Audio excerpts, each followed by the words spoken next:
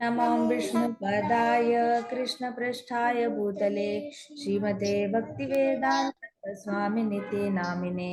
नमस्ते सारस्वते देवे गौरवाणी प्रचारिणे निर्विशेष शून्यवादी देशतारिणे। ॐ ज्ञानतिमिरान्धस्य ज्ञानाञ्जनशलाकया चक्षुरुन्मिलितं येन तस्मै श्रीगुरुवे नमः। श्रीचैतन्यमनोभीष्टं स्थापितं येन भूतले स्वयं रूप कदा मह्यं ददाति स्वपदान्तिकं। हे कृष्ण करुणा सिन्धो दीनबन्धो जगत्पते गोपेश गोपिका कान्त राधा कान्त नमोस्तुते। तप्त काञ्चन गौरांगी राधे वृन्दावनेश्वरी वृषभानुसुते देवी प्रणमामि हरिप्रिये। वाञ्छाकल्पतरुभ्यश्च कृपा सिन्धुभ्य एव च पतितानां पावनेभ्यो वैष्णवेभ्यो नमो नमः। जय श्री कृष्ण चैतन्य प्रभो नित्यानंद श्री अद्वैत गदाधर शिवासादि गौरभक्तवृंदा। हरे कृष्णा कृष्णा कृष्णा हरे हरे, हरे राम राम राम हरे हरे। ओम नमो भगवते वासुदेवाय। ओम नमो भगवते वासुदेवाय। ओम नमो भगवते वासुदेवाय। नारायणं नमस्कृत्यं नरं चैव नरोत्तमं देवीं सरस्वतीं व्यासं ततो जयम् उदीरयेत्। नष्टप्रायेषु भद्रेषु नित्यं भागवत सेवया भगवती उत्तम श्लोकी भक्तिर्भवती नैष्टिकी। मुखं करोति वाचालं पङ्गुं लङ्घयते गिरिं यत्कृपातम् अहं वन्दे श्रीगुरु दीनतारिणं। हरे कृष्णा कृष्णा कृष्णा हरे हरे, हरे राम राम राम हरे हरे।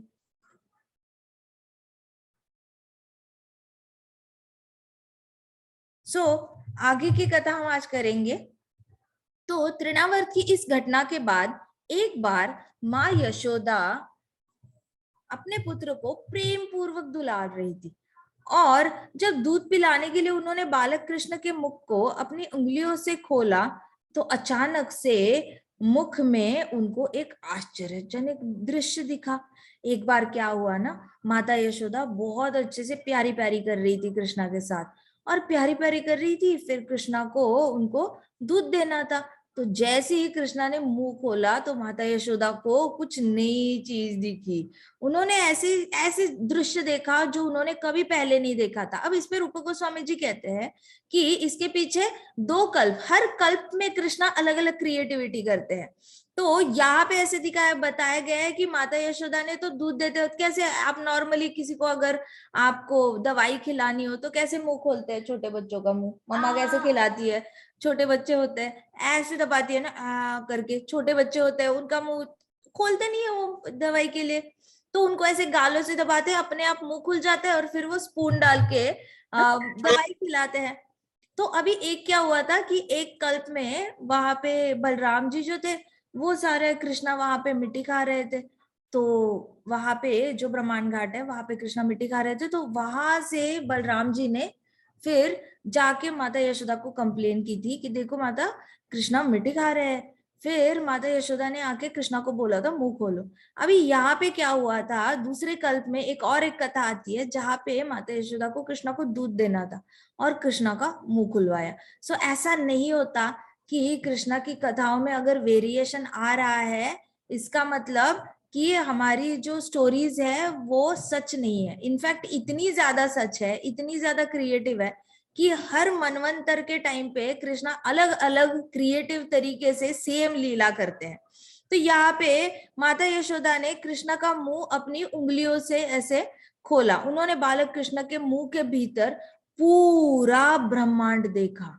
चारों दिशाओं में तारे, स्टार्स ही स्टार्स दिखे, कई सारे, उन्होंने सन भी देखा, मून भी देखा, उन्होंने फायर भी देखी, एयर भी देखी, प्लस उन्होंने समुद्र, इतने सारे जितने ओशंस होते हैं ना सारे ओशंस देखे उन्होंने, कई सारे आइलैंड्स भी देखे जिसको द्वीप कहते हैं, द्वीप आइलैंड्स भी देखे उन्होंने, ढेर सारे माउंटेन्स कृष्णा के मुंह में देखे, नदियां देखी, जंगल देखे। तो सोचो इत्तू से छोटे से मुंह में इतना सब कुछ दिख सकता है क्या? कभी पॉसिबल है क्या कभी? है ना। आप सोचो टेलीस्कोप का, कि टेलीस्कोप की जो लेंस होती है वो छोटी होती है ना, उसपे हमारी सिर्फ एक आंख फिट आ सकती है, यस और नो? एक आंख फिट आती है, लेकिन हम उसमें से देखते हैं तो आपको बड़ा यूनिवर्स दिखता है या नहीं दिखता? बहुत सारे स्टार्स दिखते हैं। वैसे ही डिट्टो वैसे ही क्या हुआ था, माता यशोदा ने ऐसे मुंह में देखा तो ऐसा लगा जैसे पूरी दुनिया खुल गई हो उनको। ऐसा ये क्या है, ये तो मैंने फर्स्ट टाइम देखा। मैं हर रोज सब कुछ अलग अलग देखती हूँ लेकिन सारी चीजें एक साथ तो मैंने भैया कभी नहीं देखी। बड़े पहाड़ और बड़ा समंदर एक साथ देखने को मिले, ऐसे पॉसिबल है? द्वीप भी एक साथ देखा, फायर भी एक साथ देख रहे हैं, पानी भी देख रहे हैं, एयर भी देख रहे हैं, और साथ साथ सारे सन और सारे प्लैनेट्स भी देख रहे हैं। तो माता यशोदा बड़ी कंफ्यूज हो गई। उन्होंने, माता यशोदा का दिल जैसे जोर से धड़कने लगा, धड़ धड़ धड़ धड़ धड़ धड़। ये क्या हुआ मेरे बेटे को, ये क्या देखा मैंने? तो उन्होंने देखा कितना अद्भुत है ये क्या है? वो कुछ भी नहीं बोल पाई, वो 2 मिनट के लिए ऐसे शॉक्ड थी। उनको ऐसे लगा ऐसा तो नहीं कि मेरी माइंड में कुछ हेलुसिनेशन हो रहा है, ये मेरी ही मन में, क्या मैं ऐसा कुछ नया तो नहीं देख रही हूँ जो मैं देखना चाहती हूँ? क्या मैंने वो चीज इस पे तो नहीं इम्पोज कर दी कृष्णा के मुंह में? तो उन्होंने पहले तो अपने आप को चेक किया कि ऐसे चुटी काटी और देखा कि मैं सपना तो नहीं देख रही, क्या ये सच है, क्या मैंने जो देखा? तो बस फिर माता यशोदा ने क्या किया, ऐसे देखा और फिर ऐसे आंखें जोर से टाइटली बंद की और अपने आप को ऐसे चुटी काटी। फिर उनको लगा नहीं ये तो सत्य है। फिर वापस उन्होंने वापस आंखें खोली माता यशोदा ने। कुछ समय पश्चात वसुदेव ने अपने पारिवारिक पुरोहित गर्ग मुनि से कहा कि वहां पे वो जाए। तो ये लीला हुई थी ना जब यशोदा मैया की, तो उसके बाद कृष्णा ने क्या किया, कृष्णा ने यशोदा मैया को फॉरगेटफुलनेस दे दी। मतलब यशोदा मैया को अगर ये याद रहता तो वो अपने बेटे को भगवान समझ के पूजा करने लगती। लेकिन कृष्णा को ये कभी नहीं चाहिए था कि उनकी मम्मा उनकी पूजा करे, उनके दोस्त उनकी पूजा करे। ना ना ना। जब कृष्णा श्री राम जी बनकर आए थे ना, तब क्या हुआ था, सब लोग श्री राम जी के सामने ऐसे दंडवत करते थे, प्रभु आप बहुत महान हो, प्रभु आप ये हो, प्रभु आप वो हो, आप हमें आशीर्वाद दो, हम आपकी भक्ति करते हैं बहुत ज्यादा, आप प्लीज हमें ब्लेसिंग्स दो। ऐसे करके सब लोग श्री राम जी के सामने ऐसे ऐसे दंडवत करते थे। तो श्री राम जी वाज लाइक कि अरे मुझे तो कोई खेलता ही नहीं मेरे साथ, मैं जहां पे भी जाता हूँ हर जगह मुझे भगवान बना के रख देते, मुझे खेलने का मन करता है लेकिन मैं कैसे खेलूं? फिर कृष्णा स्वयं प्रकट हुए, श्री राम जी के बाद कृष्णा स्वयं प्रकट हुए, क्योंकि उनको देखना था कि कितना आनंद आता है खेलते वक्त दोस्तों के साथ। मम्मा से डांट खाने में भी कैसी फीलिंग आती है उनको एक्सपीरियंस करनी थी। पापा से प्यार क्या होता है एक्सपीरियंस करना था कृष्णा को। तो इसलिए ब्रजवासी जो है ना वो कभी भी कृष्णा को भगवान नहीं समझते थे। उन्होंने कृष्णा को कभी भी भगवान की पोजीशन पे नहीं रखा। उन्होंने हमेशा ही कृष्णा को अरे ये तो मेरा दोस्त है, अरे ये तो मेरा लल्ला है, ये तो हमारे कान्हा है, ऐसे करके सब लोगों ने कृष्णा को एड्रेस किया था। तो सेम वे यशोदा मैया कृष्णा को ऐसे ही देखती थी कि ये तो मेरा छोटा लल्ला है, ये क्या मैंने देख लिया, ये मेरी बेवकूफी है, ऐसा तो कुछ हो ही नहीं सकता, ऐसे किसी के मुंह में ये सब कुछ दिखता है? ऐसे करके जैसे भगवत गीता में कृष्णा कहते हैं ना कि ज्ञानम अपोहनम च, मैं ही ज्ञान देता हूँ और मैं ही फॉरगेटफुलनेस देता हूँ, मैं ही आपको भूलने की सारी शक्ति दे देता हूँ। तो वैसे क्या हुआ, कृष्णा ने रिमेम्बरेंस भी दिया, यशोदा मैया को ब्रह्मांड भी दिखाया, लेकिन नेक्स्ट पल में ही कृष्णा ने क्या किया, सारा भुलवा दिया। यशोदा मैया कुछ याद ना रख पाए कि मैंने अपने बेटे के मुंह में कुछ देखा था, ऐसा कुछ याद भी नहीं आ रहा था यशोदा मैया को। फिर उसके बाद कुछ दिनों बाद क्या हुआ ना, वसुदेव जो थे कृष्णा के एक्चुअल पापा, उन्होंने पारिवारिक पुरोहित जो उनके फैमिली के पंडित थे, पुरोहित थे, गर्ग मुनि नाम था उनका। क्या नाम था? जैसे फैमिली डॉक्टर्स होते हैं ना वैसे फैमिली पुरोहित भी होते हैं, तो गर्ग मुनि उनका नाम था। तो उन्होंने गर्ग मुनि से कहा कि वे नंद महाराज के घर जाकर गुप्त रूप से बालक का नामकरण संस्कार करे। गुप्त रूप से क्यों? अगर किसी को, कंस को अगर छोटी सी भनक भी पड़ जाती ना कि गर्ग मुनि वहां पे गए नंद बाबा के घर और उनके बेटे का नामकरण करके आए हैं। तो कंस को पता चलता कि गर्ग मुनि तो सिर्फ यदुवंश के बच्चों का नामकरण कर सकते हैं, क्योंकि वो उनके फैमिली पुरोहित है। अब वहां पे गए और वहां पे किया, इसका मतलब वहां का बच्चा उस फैमिली का नहीं है, वो बच्चा वसुदेव का बेटा है। तो कंस ने इमीडिएटली जाके अटैक करना था। और कृष्णा की तो ये मर्जी थी नहीं अभी कि जाके कंस को मारे। कृष्णा चाहते थे कंस सारे असुरों को उनके पास भेजे, वो सारे असुरों को जितने भी कंस के कॉन्टैक्ट्स है वो सारे कॉन्टैक्ट्स कंस यूज करे, उनको भेजे, कृष्णा उनको मारे, उसके बाद वो जाएंगे कंस को मारने के लिए। तो it was very clear in Krishna set. साथ साथ कृष्णा बहुत अच्छा टाइम बिताना चाहते थे अपने भक्तों के साथ, ब्रजवासियों के साथ, उनको बहुत अच्छे से बहुत सारी लीलाएं करनी थी। तो कृष्णा ने सोचा कि नहीं नहीं, अभी कंस को नहीं पता चलना चाहिए मैं यहाँ पे हूँ। इसलिए वसुदेव ने भी क्या किया, वसुदेव के हृदय में कृष्णा परमात्मा बनकर रहते हैं। तो वसुदेव को कृष्णा ने नॉलेज दिया कि गर्ग मुनि को सीक्रेटली आने के लिए बोला जाए, ताकि वो कृष्णा का नामकरण संस्कार कर पाए। नामकरण संस्कार मतलब एक छोटा बेबी होता है, उसको नाम दिया जाता है। अब तक तो सब लोग कृष्णा को लल्ला लल्ला लल्ला करके बुलाते थे, तो लल्ला लल्ला होता था। अभी तक तो नाम भी नहीं था कृष्णा को, लेकिन अभी टाइम आ गया था कि नाम होना चाहिए बेबी को। तो वसुदेव ने कहा आप सीक्रेटली रात के अंधेरे में जाना, जब किसी को, कंस के जितने भी डिटेक्टिव्स और स्पाइज होती है ना, उनको पता नहीं चलना चाहिए। वो जिस समय पे जंगल में या आसपास के गांव में नहीं घूमते ना, उस टाइम पे आप भेष बदल कर नंद बाबा के गांव चले जाओ। वहां जाने के बाद चुपके से, बहुत बड़ा सेरेमनी मत करना, छोटे से सीक्रेटली नामकरण करना बलराम जी का और कृष्णा का। तो दोनों लल्ला लल्ला थे, तो दोनों लल्लाओं का नामकरण आप कर लेना, ऐसे वसुदेव ने उनके फैमिली पुरोहित से कहा। तो किसी को भी पता नहीं चलना चाहिए कि बालक कृष्ण वहां रह रहे हैं, अन्यथा हाहाकार मच जाएगी, अन्यथा कंस मारने का प्रयास करेगा, उन्होंने कहा।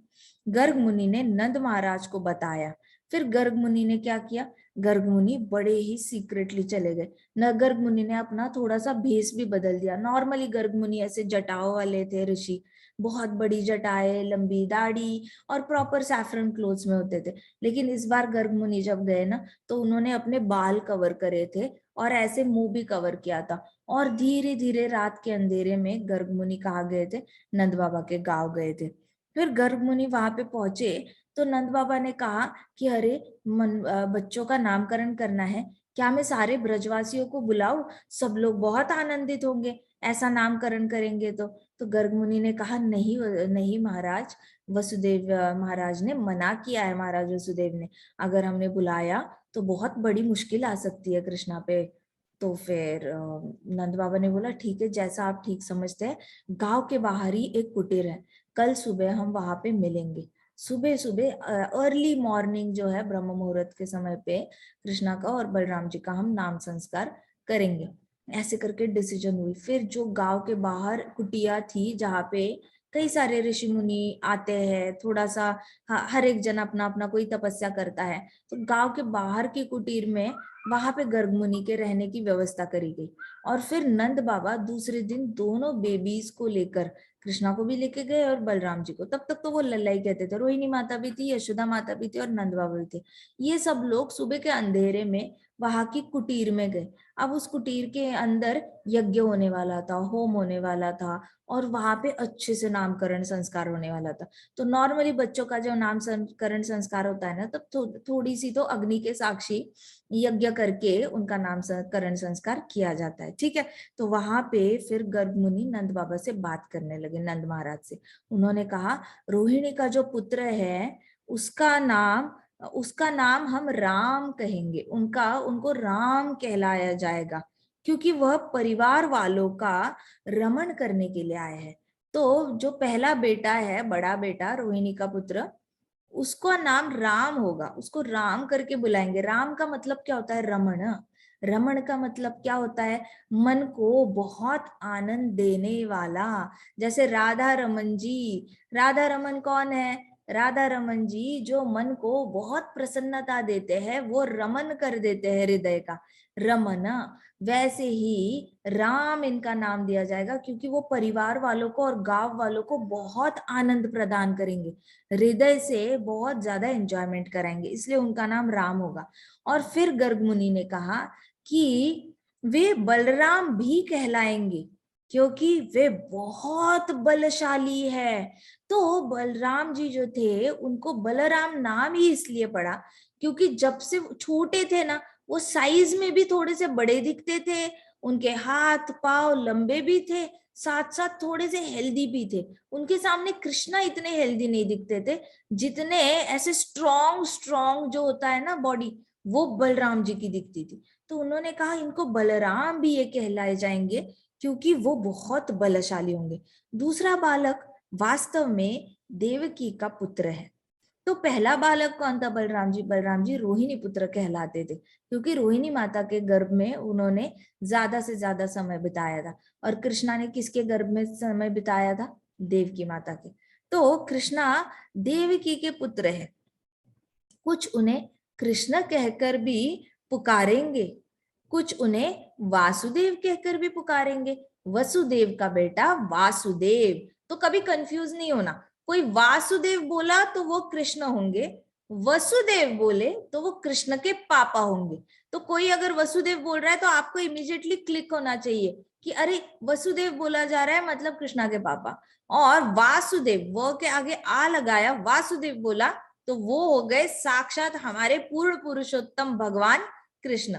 तो क्योंकि वसुदेव का बेटा है इसलिए उनका नाम वासुदेव। जैसे कुंती माता का एक नाम था पृथा, पृथा, अब पृथा का पुत्र कौन बन गया? पार्थ। तो वैसे ही वसुदेव का बेटा कौन बन गया? वासुदेव। तो कृष्णा को कोई वासुदेव कह के बुलाएगा, कोई कृष्ण कह के बुलाएंगे। जब तक कृष्ण वृंदावन में है वो सभी लोगों को बहुत प्रसन्न करेंगे और उनकी सुरक्षा भी करेंगे। उनको कृष्ण इसलिए कहा जाएगा क्योंकि वो सबको हमेशा आकर्षित करके रहेंगे। तो कृष्णा ने इतनी सारी लीलाओं में, जैसी ही पूतना की लीला हुई, सोचो पूरे गांव का अटेंशन कृष्णा पे आ गया था कि हाय यशोदा की लल्ला को एक राक्षसी मारने आई थी, वो यशोदा नंदन को राक्षसी मारने आई थी, नंदन नंदन को राक्षसी मारने आई थी। तो सारा अट्रैक्शन अटेंशन कृष्णा के पास। तो कृष्णा सबको अट्रैक्ट करेंगे, इसलिए कृष्ण, कृष्ण का मतलब ही अट्रैक्शन होता है। जैसे ही बवंडर लीला हुई, तृणावर्त की लीला, पूरे गांव में सर करके पूरी ऐसे खबर फैल गई कि अरे एक बहुत बड़ा राक्षस आया था बवंडर के रूप में, वो कृष्णा को बहुत ऊपर लेके गया, लल्ला को बहुत ऊपर लेके गया। तो जैसे हर कोई कृष्णा के बारे में बोल रहा है तो कृष्णा ने सबका ध्यान अट्रैक्ट कर लिया। तो कृष्णा क्या करते हैं, एक बार कोई हरि नाम ले ले, एक बार कृष्णा को कोई दर्शन कर ले, एक बार कोई भगवत गीता को देख ले, पकड़े ना पकड़े, रीड करे ना करे, बस देख ले भगवत गीता को, तो भी कृष्णा उसको क्या करते हैं, आकर्षित कर लेते हैं अपनी ओर। इसलिए कृष्ण कहा जाता है भगवान को। तो इसलिए लोग उनको कृष्ण कहेंगे क्योंकि हमेशा सबको अट्रैक्ट करके बिजी करके रखते हैं कृष्णा। बिजी मतलब किसी ना किसी लीलाओं में, कभी डर के बिजी रहेंगे लोग, कभी रो रहे होंगे, कभी हंस रहे होंगे, कभी खेल रहे होंगे, कभी काम कर रहे होंगे, कुछ भी करे लोग, वो हमेशा एंगेज रहेंगे कृष्णा के बारे में सोचने में, इसलिए कृष्ण नाम पड़ा उनका। फिर उनको सभी लोग प्रसन्न, वो सबको प्रसन्न भी करते हैं, नेचुरली बहुत आनंद देते थे वो।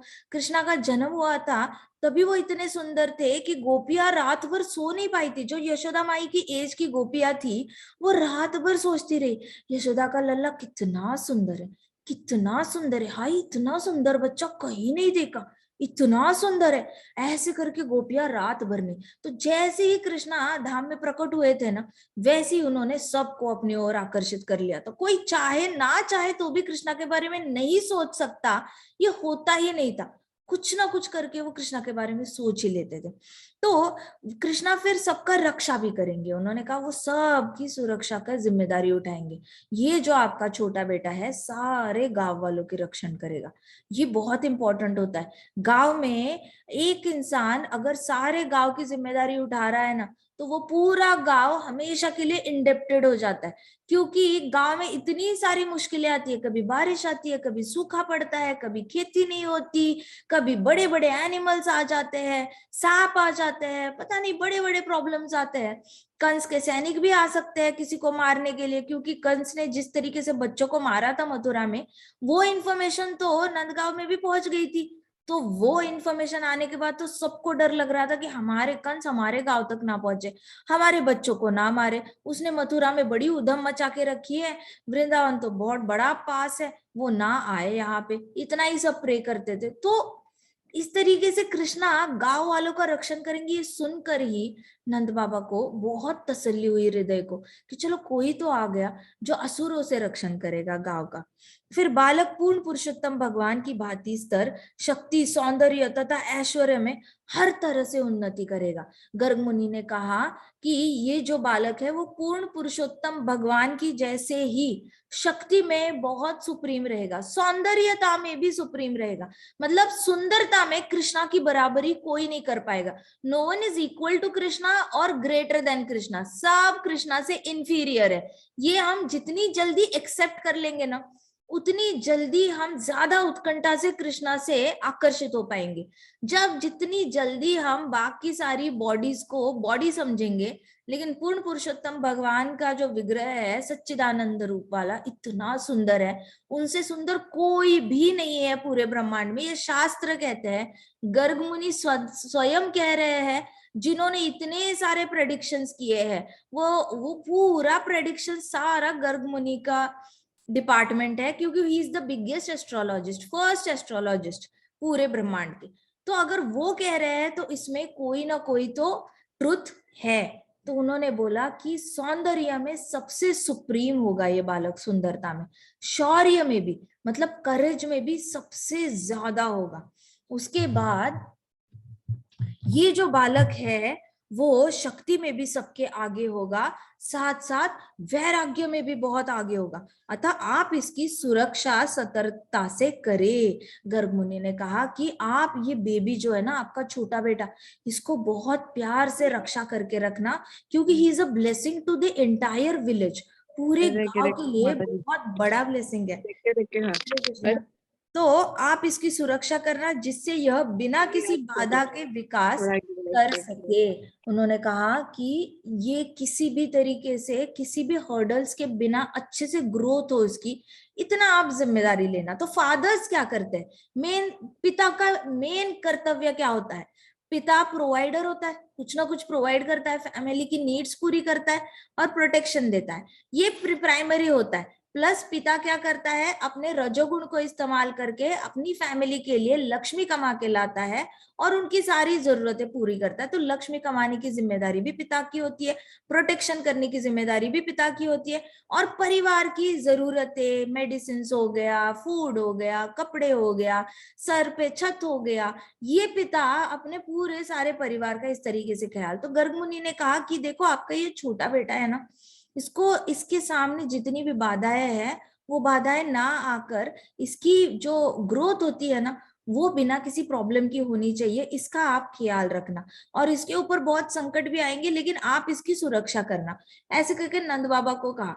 तो नंद बाबा तो पूरे वात्सल्य रस में कृष्णा की भक्ति करते थे। वात्सल्य रस मतलब he was actually a father to Krishna, बहुत ज्यादा फादर की तरह उनकी केयर करेंगे, सब कुछ प्रोवाइड करेंगे, कपड़े हो, खाना हो, प्रोटेक्शन हो, सारे गांव वालों की मीटिंग्स लेंगे टाइम टू टाइम, गांव वालों को बोलेंगे देखो एक राक्षसी आई थी।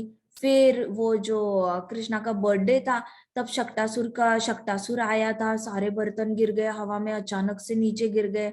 बच्चे को चलो कुछ नहीं हुआ, लेकिन हमें रक्षण के लिए कुछ करना चाहिए। ये असुर अगर गांव के अंदर ही आ रहे हैं, तो हम गांव के बॉर्डर पे ही ऐसी कोई चीज कर देते हैं जिससे कि ये असुर अंदर ना आ पाए। तो नंद बाबा हमेशा पूरे जितने भी गोपाल थे ना, गोपाल थे बड़े बड़े जितने भी थे उनके एज के, वो सारे गोपाओं को वो एक साथ करते थे और मीटिंग्स करते थे कि किस तरीके से बालक कृष्ण का प्रोटेक्शन होना चाहिए। तो Nand Baba has given is 200% to protect Krishna. Nand Baba ने अपनी तरफ से एक फादर का जो कर्तव्य होता है ना, वो पूरी तरह निभाया। जब कृष्णा का बर्थडे था, तब भी इतनी सारे गायों का दान किया। गाय वो भी वेल डेकोरेटेड गाय, रियल मोती के हार थे, रियल सोने की परत लगाई थी उनकी सींगों को, फिर कई सारे ऐसे सोने की चद्दरें चढ़ाई थी। ऐसे वाली गाय जो थी उन्होंने दान करी थी, ब्राह्मण भोज कराया था। तो नंद बाबा ने अपनी तरफ से तो जो एक पिता का कर्तव्य होता है ना, वो सारा ditto as it is to the T he used to follow. इससे हमें पता चलता है कि श्रीमद् भागवतम हमेशा चाहते हैं कि श्रीमद् भागवतम में one should follow their duties very appropriately. हमारी जो भी ड्यूटी होती है, हम गृहस्थ आश्रम में है तो हमने ये नहीं सोचना है कि दूसरा क्या कर रहा है, हमें अपना रोल क्लियर होना चाहिए। अगर मैं फादर हूं तो मैंने क्या करना है, मैं बच्चा हूं तो मैंने क्या करना है, मैं मदर हूं तो मैंने क्या करना है। बच्चे का तो परम कर्तव्य होता है वो सबसे पहले अपनी माता पिता की सेवा करे। सबसे पहले तो वो अपनी माता पिता की बात माने, ओबीडियंट बने। वो माता पिता की बात मानने लगेगा तो वो फर्स्ट क्लास बच्चा हो जाएगा। माता पिता बिना कहे भी उसको समझ में आएगी ना पापा के दिल की बात, तो वो फर्स्ट क्लास बच्चा बन जाएगा। पापा बताएंगे उसके बाद जो काम करेगा वो सेकंड क्लास बच्चा हो जाएगा। और थर्ड क्लास में बच्चा आता है जो पापा बताने के बाद भी काम नहीं करता, तो वो थर्ड लेवल पे बच्चा आ जाता है। सो इस तरीके से हमने अपने स्टैंडर्ड्स, जो वैदिक स्टैंडर्ड्स है ना, उस हिसाब से हमने अपने आप को, मम्मा क्या कर रही है ज्यादा ध्यान मत दो, मम्मा क्या कर रहे हैं, पापा क्या कर रहे हैं, आप ये सोचो कि आपने क्या करना है। तो हर एक जन को अपना रोल क्लियर होना चाहिए कि मेरा क्या कर्तव्य है फैमिली में। और वो डिट्टो नंद बाबा ने ये नहीं सोचा कि यशोदा मैया क्यों नहीं प्रोटेक्ट कर रही है कृष्णा को, क्यों रखा यशोदा मैया ने, ब्लेम नहीं किया यशोदा मैया पे नंद बाबा ने कि क्यों तुम बालक को ऐसी स्ट्रेंजर के हाथ में क्यों देती हो, भली वो बड़ी सुंदर थी, तुमने क्यों दिया कृष्णा को। घर पे आके झगड़ा नहीं किया उन्होंने यशोदा मैया के साथ। प्लस जब यशोदा मैया ने कार्ट के नीचे जो शकटासुर था वो उस बैलगाड़ी के नीचे, तो वो बैलगाड़ी के नीचे जहां कृष्णा को छाव में सुलाया था, तो नहीं आए थे वहां पे नंद बाबा यशोदा माई को डांटने के लिए कि क्यों तुमने उसके नीचे क्यों सुलाया, इतने सारे टेंट तो थे, कुटीर थी, वहां पे सुला सकती थी। ना ना ना ना ना, नंद बाबा वॉज वेरी क्लियर कि मेरा क्या काम है, मैं अपने काम पे फोकस करूंगा, यशोदा माई अपने काम पे फोकस करेगी, माता को माता कर्तव्य अपना पूरी करेगी, मैं पिता का कर्तव्य पूरा करूंगा। सो ये जो भागवतम होता है ना, भागवतम अपनी लाइफ में उतारना है। जैसे हम ये स्टोरी सुनते हैं ना, हमें इतना पता चलना चाहिए कि देखो हमारा अपना अपना रोल है, अपना अपना रोल परफेक्टली फॉलो करो, बाकी लोग अपना अपना रोल फॉलो कर लेंगे। पहले हम अपना तो परफेक्टली करें, हम अपना 50% करेंगे और बोलेंगे मैंने ये किया, तुमने क्यों नहीं किया, वो तुमने क्यों नहीं किया। भैया आप अपना 100% दो, वाला अपने आप अपना 100% दे देगा। तो इस तरीके से नंद बाबा अपनी ओर से ना पूरी 100% देते थे कृष्णा का प्रोटेक्शन के लिए, क्योंकि गर्ग मुनि ने उनको ऑलरेडी बता रखा था। और नंद बाबा वैसे भी कृष्णा के प्रोटेक्शन के लिए डे 1 से ही पूरे जुड़ चुके थे। जब से वसुदेव छुप के आए थे ना, और वसुदेव ने कृष्णा को रखा था ना यशोदा माई के ऐसे साइड में कॉट पे, तब से ही नंद बाबा कंटिन्यूअसली बड़े अलर्ट थे कि ये बच्चा वहां से आया और कंस की नजर है इस बच्चे पे। तो नंद बाबा तब से ही सेवा में लगे थे। So he was very much dedicated अपने पिता वाले जो रोल था उसमें भी। तो नंद महाराज इस प्रकार आशीर्वाद पाकर अत्यंत प्रसन्न हो गए। नंद बाबा को इतना अच्छा लगा कि हाय बेटा, मेरा बड़ा बेटा भी सबको संतुष्टि देगा, सबको एंटरटेन करके रखेगा और बहुत बलवान रहेगा, और दूसरा बेटा तो सबका रक्षण करेगा। एक पिता के लिए इससे बड़ी प्राइड वाली बात हो ही नहीं सकती कि उसके बच्चे इतना अच्छा काम करने वाले हैं। सबसे पहले तो बच्चों का नाम अच्छा होता है ना, तो सबसे पहले तो माता पिता को बहुत तसल्ली पड़ती है, क्योंकि माता पिता जब से बच्चा जन्मा होता है ना, वो बच्चे के बारे में ही सोच रहे होते हैं कि बच्चे का ये भला कैसे किया जाए, वो भला कैसे किया जाए। तो आप सबके जो मम्मी पापा है ना, वो हमेशा आपके बारे में सोचते हैं। वो ऑफिस जाएंगे ना पापा, ऑफिस जाके भी आपके बारे में ही सोचेंगे। उनको कभी छुट्टी लेने का मन करेगा ना पापा को, तो सोचेंगे नहीं नहीं, बच्चे को छुट्टी बाद में लगने वाली है, तो बच्चों को छुट्टी लगेगी तभी मैं छुट्टी ले लेता हूँ, अभी मेरा मन तो है, आज तबीयत थोड़ी ठीक नहीं लग रही, लेकिन रहने दो, मैं छुट्टी नहीं लेता, क्योंकि बच्चों को दिवाली में छुट्टी है तो मैं भी दिवाली में छुट्टी लूंगा। सो देखो फादर्स आपके बारे में ऑफिस में भी सोच रहे होते हैं। मम्मा को कभी लगता है कि चलो कभी चली जाए इधर उधर अपने मम्मी पापा के घर में, तो मम्मी पापा नहीं जाएगी मम्मा, वो आपके लिए आपके स्कूल है, इसलिए आपके साथ जहां आपकी स्कूल है वहीं पे रुकेगी। So never ever forget this कि मम्मी पापा आपके लिए दिन रात कुछ ना कुछ अपनी इच्छाओं का त्याग कर रहे हैं, इतना त्याग कर रहे हैं जैसे नंद बाबा और यशोदा माई ने अपने पूरा जीवन त्याग दिया था। वसुदेव और देवकी उन्होंने भी पूरा जीवन त्याग दिया था, उन्होंने तो जेल में बुरे से बुरे पनिशमेंट सहे थे। जब ये कृष्णा को वसुदेव लेके आए थे उसके बाद जब 8वां पुत्र मिला नहीं था ना, कंस बौखला गया था पागलों की तरह।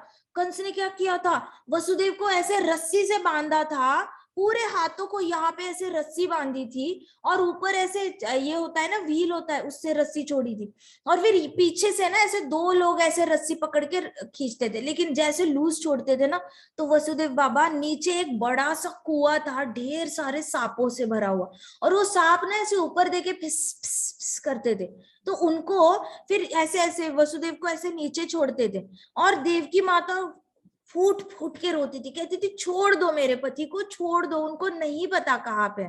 इन दोनों ने अपना मुंह नहीं खोला, इन्होंने नहीं बताया कृष्णा को कहा उन्होंने छुपा के रखा है या कहाँ भेजा।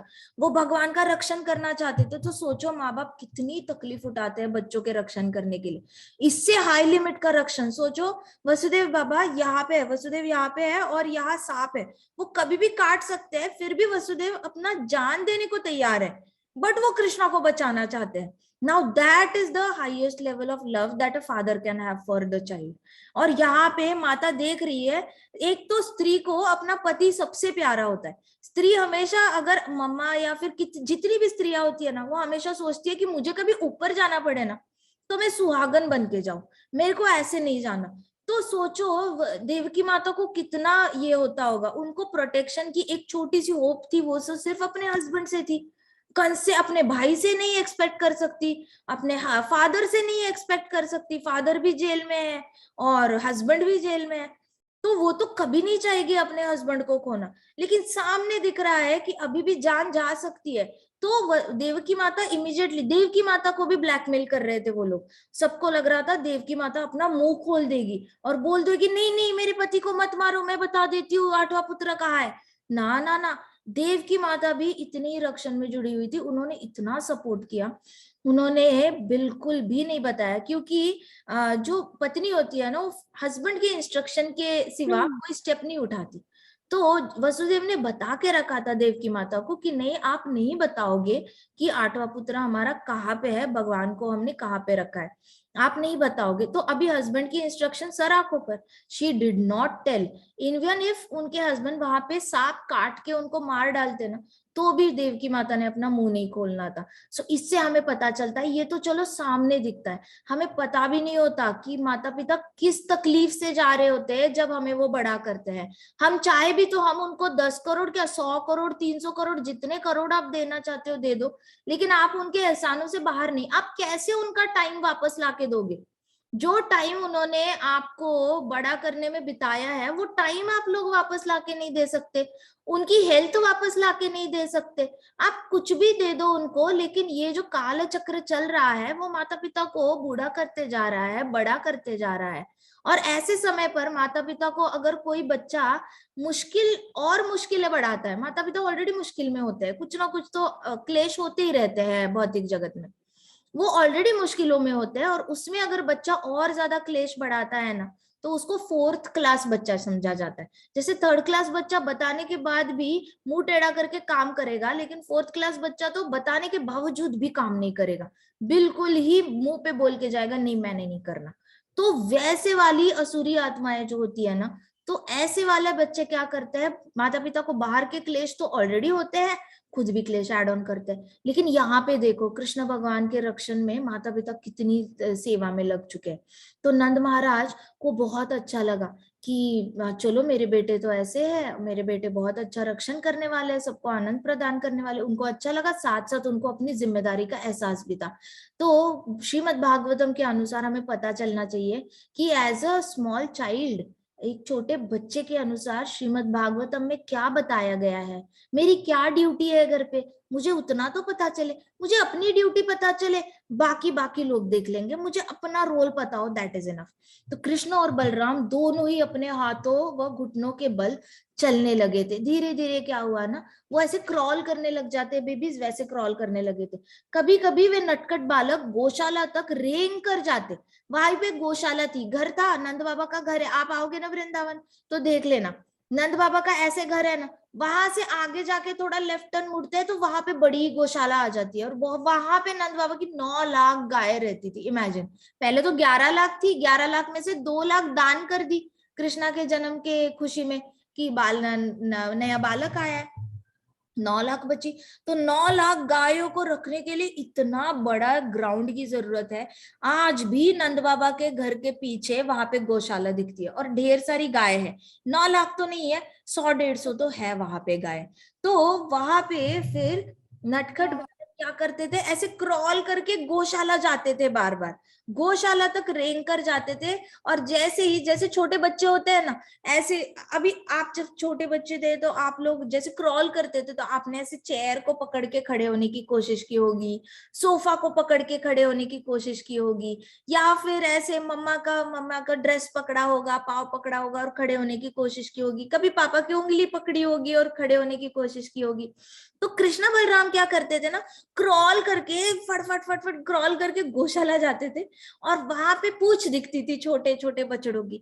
तो वो पूंछ पकड़ के उनको लगता था ये रस्सी है, रस्सी है, तो हंसते हंसते, हाँ हंसते हंसते वो रस्सी की तरह उनकी पूंछ पकड़ के खड़े होने की कोशिश करते थे वो। और जैसे ही खड़े होने की कोशिश करते थे, अब वो पूंछ, किसी किसी एनिमल की पूंछ पकड़ रहे हो, वो एनिमल के शांत बैठने वाला है, तो गायों के बछड़े वो टन करके जंप करते थे, जैसे ही जंप करते थे वो जोर से पकड़ा होता था, फिर वो जोर जोर से भागने लग जाते इधर उधर, छोड़ो मेरी पूंछ, छोड़ो मेरी पूंछ, छोड़ो, ऐसे अपनी लैंग्वेज में रंभाते हुए ऐसे जंप करते थे वो छोटे बच्चे गायों के। और कृष्णा और बलराम जी की अच्छी से ऐसी सफारी हो जाती थी, अच्छे से ऐसे ऐसे ऐसे ऐसे ऐसे ऐसे करके ब्रज की मिट्टी में ना अच्छे से उनका ऐसे सैंड सर्फिंग हो जाती थी। तो बच्चे वहां पे फिर मिट्टी में पूरे रेंग जाते थे, पूरा कृष्ण बलराम का शरीर पूरा मिट्टी से हो जाता था। ब्रज में बड़ी सारी मिट्टी है, तो मिट्टी तथा गोबर, वहां पे तो गोबर भी होता था गायों का। गौशाला में होता क्या है, गोबर होता है, गौशाला में गाय जो खाती है वो उनका खाद्य होता है, और मिट्टी होती है, मैक्सिमम यही चीजें होती है। तो वहां पे फिर गोबर भी होता था, तो उस गोबर के ऊपर से भी घसीट के बच्चे चले जाते थे। वो बछड़ा ऐसे जंप करेगा और पीछे से बच्चे ने, कृष्ण बलराम ने ऐसे पकड़े होगी पूछ, तो वो लोग ऐसे ऐसे जा रहे हैं, पलटी है पूरे, उनका स्टमक और चेस्ट ऐसे नीचे टिकी हुई है, वो गोबर से भी ऐसे जा रहे हैं, और फिर वापस मिट्टी में, तो वो सारा गोबर निकल भी जाता था मिट्टी में।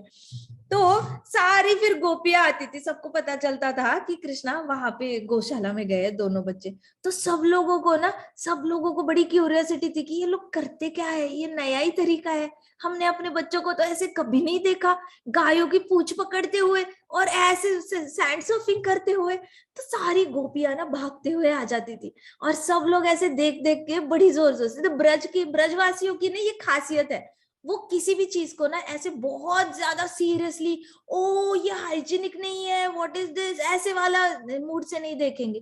किसी भी चीज को ना वो बड़े हंसते हैं, बहुत ज्यादा हंसते हैं, उनको हंसना बहुत पसंद है, उनके अंदर बहुत ज्यादा कृष्ण के प्रति भाव है। तो गोपियां आके हंसने लग जाती थी, सारी गोपियां कौन सी, जो यशोदा माई के एज की गोपियां थी ना, वहां पे सबको गोपियां कहा जाता है। तो वो सारी गोपियां आके देखती थी और कहती थी, यशोदा तेरा लल्ला देख क्या कर रहा है, देखो देखो देखो गोबर में चला गया, देखो मिट्टी में चला गया, ऐसे करके यशोदा माई सब जोर जोर से हंसते थे। फिर यशोदा माई और रोहिणी माता भी दौड़ के आते थे और देखते थे और हंसने लग जाते थे, कहते थे इनको खड़ा होना है तो गाय की पूंछी पकड़ के खड़ा होना है, और कोई जगह नहीं मिली इनको खड़े होने के लिए। उनको क्या पता हमारे कृष्णा जो है उनका नाम गोविंद है, उनको गाय बड़ी पसंद है, तो वो जिसको जो पसंद होता है वो उसके पास जाएगा। तो कृष्णा वहां पे जाते थे, फिर गोपियां वहां पे आती थी और जोर जोर से हंसने लग जाती थी, और सब ग्रुप मिलके ऐसे सर्कल बनाते थे और देखते रहते थे और हंसते रहते थे। ये देखो कैसे हंस रहे हैं, देखा, यहाँ पे गोपियां है और कृष्णा अच्छे से डाइविंग कर रहा है, वहां पे छोटा बछड़ा जो है भाग रहा है, दिख गया। फिर शीघ्र ही जब कृष्ण और बलराम अपने पांव चलने लगे तो प्रौढ़ गोपिया माता यशोदा से उनकी क्रियाकलापों की शिकायत करने लगी। अब जैसे बच्चा वॉक करने लग जाता है तो थोड़ा सा और शैतान हो ही जाता है, उसको सब कुछ एक्सप्लोर करना होता है, ये क्या है ये क्या है। जैसे आप लोग छोटे थे तो आपने क्या किया होगा पता है, मम्मा को ऐसे ऐसे हाथ लगाया होगा बुक को और पूछा होगा मम्मा व्हाट इज दिस, मम्मा ये क्या है। फिर आपने छोटी चीजों को वापस ऐसे फिंगर लगाया होगा, बोलेगा mamma what is this, mamma बोलेगी bowl, mamma what is this spoon, mamma what is this plate, mamma what is this book, mamma what is this specs. तो ऐसे करके मम्मा पूरे दिन आपके सवालों का जवाब दिया होगा आपकी मम्मा ने। वैसे ही कृष्णा और बलराम जी को ना जैसे ही चलने लगे थे उनको इतनी क्यूरियोसिटी हुई, ये क्या है वो क्या है, देखने लग जाते हैं क्या है क्या है। तो धीरे धीरे वो अब अपने घर में पहले उधम मचाते थे लेकिन अभी दूसरों के घर भी जाने लगे थे वॉक करके, क्योंकि वहां पे तो हमारे जैसे बड़े बड़े कंपाउंड तो होते नहीं घरों के, मतलब घर तो होते थे लेकिन घरों के बीच में बड़ी वॉल्स नहीं हुआ करती थी। गांव था ना नंदगांव, तो वहां पे बड़ी वॉल्स नहीं होती थी तो दूसरे के घर में जाना बड़ा आसान था, अपने घर से निकलो वहां जाओ दूसरे घर में पहुंच गए। तो कृष्ण बलराम गांव में किसी के भी घर में चले जाते थे, कुछ ना कुछ तो ऐसी लीला करते थे जिससे कि उनके नाम बताने के लिए, उनकी शिकायत करने के लिए गोपियां यशोदा माई के पास आती थी। तो वो कहती थी यशोदा नटखट कृष्ण है ना तुम्हारा, बलराम के साथ प्रतिदिन सुबह सुबह प्रातः हमारे घर में आता है और आकर गाय दुहाने से पहले बछड़ों को खोल देता है। अब जैसे नंद बाबा के पास गाय थी ना वैसे ही सारे ग्वालों के पास भी गाय थी, क्योंकि ब्रजवासी सारे ही क्या थे, वैश्य कम्युनिटी थी। सब लोग बिजनेस करते थे तो क्या करते थे, सबके घरों में गाय है, दूध निकालेंगे, मक्खन निकालेंगे, बेचने के लिए जाएंगे, वहां से जितने जो भी लक्ष्मी आएगी उससे थोड़ी बहुत अपने गांव में आके शॉपिंग करेंगे, अपनी घर की जिम्मेदारियां जो भी है वो करेंगे। तो उनके घरों में जो गाय थी ना, गाय को बेबी होता है ना, तो उस बेबी को जैसे ही उसकी रस्सी छोड़ते हैं तो वो बेबी जाके गाय का सारा दूध पी लेता है। अब जब आप दूध निकालने जाओगे तो दूध निकलेगा क्या, नहीं निकलेगा ना, बिल्कुल ही नहीं, सारा तो बछड़े ने पी लिया। तो कृष्णा क्या करते थे, जाते थे कृष्ण बलराम दूसरों के घरों में उनकी गायों के बच्चों की रस्सी खोल देते थे, वो बच्चे जाते थे अपनी अपनी मदर्स के पास, सारी गायों को सारा दूध पी लेते थे। एंड गोपिया वो लाइक ओ माय गॉड अब मैं क्या करूं, मैं कहाँ से दूध निकालूं, मैं दूध नहीं निकालूंगी, मैं बेचने क्या जाऊंगी, मैं दही कैसे निकालूंगी, मक्खन कैसे निकालूंगी, बड़ी परेशान थी। उन्होंने बोला तुम्हारे दो बेटे सुबह सुबह आ जाते, गायों को दुहाने से पहले ही बछड़ों की सारी रस्सी खोल देते हैं और बछड़े सारे दूध पी लेते हैं। यदि हम उनको धमकाती है तो वह मनोहरी हंसी हंसते हैं, अगर हम उनको बोलते हैं ना डोंट डू दिस मत करो ऐसे, तो वो ऐसे ऐसे हंसेंगे ऐसे करके ऐसे हंसी हंसेंगे कि उनपे कोई गुस्सा ही नहीं कर पाएगा। मनोहरी हंसी मतलब एक ऐसी स्माइल जिसको देख के सामने वाला पिघल जाए, उसको वो स्माइल वापस देखने का मन करे, ऐसी वाली स्माइल कृष्ण बलराम देते थे। तो उन्होंने कहा कि जब हम उन्हें दही और मक्खन चुराते हुए पकड़ लेती है तो वे सब बंदरों में बांट देते हैं। जब हमारे घरों में मटके हैं उसका दही और मक्खन वो लेते हैं और क्या करते हैं, ऐसे चुराते हैं और बंदरों को खिलाते हैं। सीरियसली आई मीन आप अगर चुराना ही है तो खुद खा लो भैया, अपनी फैमिली को खिलाओ, आप बंदरों को क्या खिला रहे हो।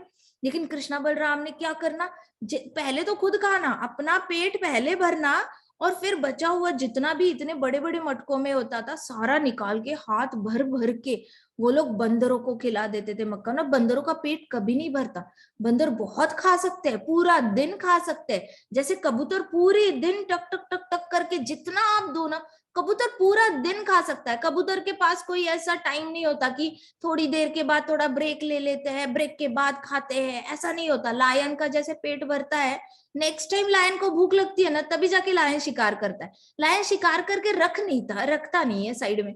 लेकिन यहाँ पे जो थे ना बंदरों को खिलाते थे तो सारे मटके खाली हो जाते, तो कहते थे कि तुम्हारे बच्चे तो मक्खन और दही सारा बंदरों को में बांट देते हैं। जब बंदरों का पेट फिर बाद में कई सारे बंदर वहां से पेट भर के वहां से चले जाते हैं तो वो क्या करते हैं कृष्ण बलराम, फिर जो एम्प्टी बर्तन होते हैं ना मिट्टी के, उसको ऊपर से ऐसे पटक के नीचे फोड़ देते हैं, तो हम उसको वापस यूज भी नहीं कर सकते। तो उन्होंने कहा कि वो किसी भी तरीके से ना ऐसा कुछ ना कुछ तो नुकसान करते ही करते हैं घर में आकर। तो यदि हम दही मक्खन को छत पर टांग दे, अब कुछ एक गोपी ने कहा कि अगर हम ऊपर टांग देते हैं ना ताकि बच्चों का हाथ ना पहुंचे, देखो आप भी छोटे थे ना, तो आपने मम्मा की ना कई सारी चीजें खराब कर दी होंगी, शैम्पू हो गया, क्रीम हो गया, कुछ ना कुछ तो आपने लेना है, सारा नीचे फैला देना है, पाउडर हो गया। तो मम्मा ने क्या किया होगा, थोड़ा हाइट पे ऊपर रख देते, ऊपर जो कांच की चीजें हैं मम्मा ने ऊपर हाइट में रखी होंगी, क्योंकि आप लोग जैसे ही वॉक करने लगे थे आपको क्यूरियोसिटी थी, ये क्या है, पकड़ा, नीचे गिराया, धड़ाम, टूट जाएगा। तो वैसे ही सारी गोपियां थी, उनको लगा अच्छा छोटे बच्चे हैं, थोड़ी देर करेंगे फिर चुप हो जाएंगे, तब तक हम ऊपर लटका देते हैं, तब तक कृष्ण बलराम 1 साल में बड़े हो ही जाएंगे, ये सारा नॉटीनेस तो बंद ही हो जाएगा। तो 1 साल के लिए सारे ग्वाले थे और गोपियां थी, उन्होंने बोला चलो हम ऊपर लटका देते हैं ताकि हमारा नुकसान ना हो, और इनको खाना दे देंगे, जब आएंगे तो इनको प्लेट में दे देंगे, इनको मक्खन खाना है हमारे घर का तो हम खुद ही दे दिया करेंगे ताकि वो लोग ऐसा काम ना करें। तो सब लोगों ने ऊपर ऊपर अपने मटके लटकाने शुरू किए, रस्सी से बांधना शुरू किया। तो एक गोपी ने बोला कि ये दोनों ऐसी उद्यम मचाते, इसलिए हमने इन्हीं की भलाई के लिए और हमारी भी भलाई के लिए ऊपर हमने किया। तो ये लोग क्या करते हैं, कई सारे ऐसे आसपास के बॉक्सेस होते हैं ना, बक्से, उसको इकट्ठा लाते हैं, उसके ऊपर चढ़ते हैं, फिर एक के ऊपर एक चढ़ते हैं और फिर मटका निकालते हैं और वापस सेम सर्कल, सेम चीज, बंदरों को खिलाओ, खुद खाओ, फिर मटका फोड़ दो। तो कहते यदि वे नहीं चढ़ पाते तो वो क्या करते हैं, अगर चढ़ ही नहीं पाए, हमने बहुत ही हाइट पे कर दिया, अब चाहे भी तो नहीं चढ़ सकते, ये लोग क्या करेंगे, पत्थर उठाएंगे, पत्थर उठा के ऊपर ऐसे मारेंगे और मटका फोड़ेंगे, अब उसमें से जो मक्खन और दही गिरेगा ना वो आ ऐसे करके खाते थे। तो उस गोपिया कहती वो मुंह खोल खोल के फिर ऊपर से गिरता हुआ मक्खन और दही खा लेते हैं। तो हमें समझ में नहीं आता कि हम इनका क्या करें। तो उन्होंने आके यशोदा मैया को ये बता दिया, यदि वे अपने चमचमाते कंगनों और आभूषणों, फिर कहते कि हमने क्या किया, अंधेरे में मटके लटकाने शुरू किए, पहले तो उनको दिखता था, तो हमने ऐसी घर में रूम बनाई जिसमें कोई भी लाइट नहीं आती, कोई भी नहीं, लिटरली जैसे कारागार था ना वसुदेव और देवकी को, जीरो लाइट में अंधकार में रखा था। तो ये लोगों ने अपने ही घर में ऐसी एक रूम बनाई जिसमें बिल्कुल भी लाइट नहीं आती, पूरा अंधेरा है। तो वहां पे फिर हमने मटके ऊपर रखना शुरू किया। तो कृष्ण और बलराम ने आना, उनके कंगन इतने चमकते हैं, उनकी पायल इतनी चमकती है, उनका नेकलेस इतना चमकता है कि उसकी लाइट से उनको दिख जाता था कहाँ पे लटका हुआ है। तो यहाँ पे एक बच्चे ने पूछा था सवाल, अगर लाइट नहीं थी तो चमकेगा कैसे। भैया कृष्णा के खुद के शरीर से लाइट निकलती है, कृष्णा की सब खुद के शरीर से, कृष्णा की आंखों से लाइट निकलती है, कृष्णा के टीथ से लाइट निकलती है, कृष्णा के चेहरे से लाइट निकलती है, कृष्णा ग्लोज। और कृष्णा का जब ग्लो नेकलेस पे पड़ता है तो वो नेकलेस का ग्लो पूरे रूम में फैलता है, कृष्णा का चेहरे का ग्लो कुंडलों पे पड़ता है तो वो कुंडलों की लाइट पूरी रूम लाइट अप कर देती थी, उनके कंगन पे कृष्णा का ग्लो पड़ता था तो कंगन रिफ्लेक्ट करते थे। तो इस तरीके से सारी ज्वेलरी से ऐसे लगता था लाइट ही लाइट निकल रही है। तो कहते कि कृष्णा के कंगन और आभूषण इतने चमकने लगते हैं अंधेरे में कि उनको सब दिख जाता है अंधेरे में हमने क्या कहा रखा है, और वापस वो सब फोड़ते हैं, खाते हैं, बंदरों को देते हैं, किसी ना किसी तरीके से ये हमारा नुकसान करते हैं। तो रूप गोस्वामी जी कहते हैं कि इसके पीछे कृष्णा का एक ही कारण था। कृष्णा ना, वो जो बंदर थे ना, तो श्री राम जी बनकर आए थे, तब बंदरों ने बहुत श्री राम जी को हेल्प किया था सीता माता को बचाने में। तो कृष्णा उन बंदरों को ना पर्सनली थैंक यू बोलना चाहते थे। पर्सनली थैंक यू बोलना, किसी को भी थैंक यू बोलता है ना पर्सनली, तो अपने हाथों से कुछ अगर हम करते हैं उनके लिए तो वो वाला थैंक यू ना बहुत दिल को छू जाता है। तो इस तरीके से फिर इन्होंने क्या किया, कृष्णा ने वो सारे बंदरों को वापस खिलाना शुरू किया अपने हाथों से, जैसे माँ बच्चे को प्यार से खिलाती है ना, वैसे कृष्णा सारे बंदरों को बड़े प्यार से खिलाते थे, क्योंकि वो बंदरों के प्रति अपना ग्रेटिट्यूड दिखाते थे, थैंकफुलनेस दिखाते थे। साथ ही साथ आप सोचोगे कृष्णा इतने बुरे कैसे हो सकते हैं, गोपियों को माखन बेचना है, उनका परिवार चलाना है, और फिर भी कृष्णा उनके मटके फोड़े जा रहे हैं, क्यों इतना तंग कर रहे हैं। तो it is as simple as that, Krishna नहीं चाहते थे कि उनके, कृष्णा चाहते थे कि इनका मक्खन है ना तो ये लोग ही खाए ना, ये दही निकाल रहे हैं तो मेरे भक्ति खाए, क्यों जाए कंस के राज्य में, क्यों जा रहा है नॉन डिवोटी के असुरी लोगों के पास ये सब कुछ, ये सब कुछ मैं खा रहा हूँ, फिर ये खा ले तो इनको प्रसादम भी मिल जाएगा, मेरे भक्तों का अच्छे से फूड भी मिल जाएगा, उनको मैं नहीं चाहता कि मेरे गांव का कोई भी मक्खन ना मथुरा जाए। तो कृष्णा उसके बीच में ना बहुत हर्डल्स क्रिएट करते थे, क्योंकि कृष्णा एक्चुअल में नहीं चाहते थे उस आदमी के पास उनका मक्खन दही उनके गांव से जाए, जो उनके मदर फादर को, वसुदेव और देवकी को इतना परेशान करके रखा था उसने। तो कृष्णा चाहते ही नहीं थे किसी भी तरीके से कंस के महल में इस गांव से मक्खन या दही चला जाए। हालांकि नंद बाबा के गांव का मक्खन और दही इतना पॉपुलर था, सबसे महंगा बिकता था ना, तो वो नंद बाबा के गांव का दही मक्खन था। इतना प्रेम से बनाते थे क्योंकि ये गांव ही बड़ा हैप्पी हैप्पी रहता था। बाकी गांव में जो बनाते थे वो गांव इतने हैप्पी नहीं रहते थे। जो कृष्णा कॉन्शियस होते नहीं है ना, उनके अंदर बहुत हैप्पीनेस नहीं होती, क्योंकि कहीं ना कहीं बाकी सारे प्रॉब्लम्स ज्यादा दिमाग में आते हैं और फिर मक्खन बनाते थे। लेकिन कृष्णा के गांव में सब कुछ कृष्णा के बारे में सोचते थे, हैप्पी भी होते थे, परेशान भी होते थे, लेकिन कृष्णा के बारे में सोचते थे। तो नेचुरली क्या हो जाता था, सबकी रसोई राधा रसोई हो जाती थी। सबकी रसोई में क्या हो जाता था कि कृष्ण भगवान के लिए भोग बन रहा है, कृष्ण भगवान के फीलिंग्स को लेकर, उनके बारे में सोचकर मक्खन बनता था। तो वो इतना स्वादिष्ट बनता था कि वो सबसे महंगे भाव में वहां पे बिकता था। तो वो बहुत वांटेड हुआ करता था। But Krishna never wanted any kind of food stuff to go to Mathura. आज हम कथा यहीं पे समाप्त करते हैं, कल वापस मिलेंगे हम नई कथा के साथ, ठीक है। ग्रंथराज श्रीमद् भागवतम की जय, प्रभुपाद की जय, श्री राधा कृष्ण कृष्ण बलराम की जय, वृंदावन धाम की जय, छोटे छोटे भक्तों की जय। हरे कृष्णा कृष्णा कृष्णा हरे हरे, हरे राम राम राम हरे हरे। हरे कृष्णा संकीर्तन यज्ञ की जय।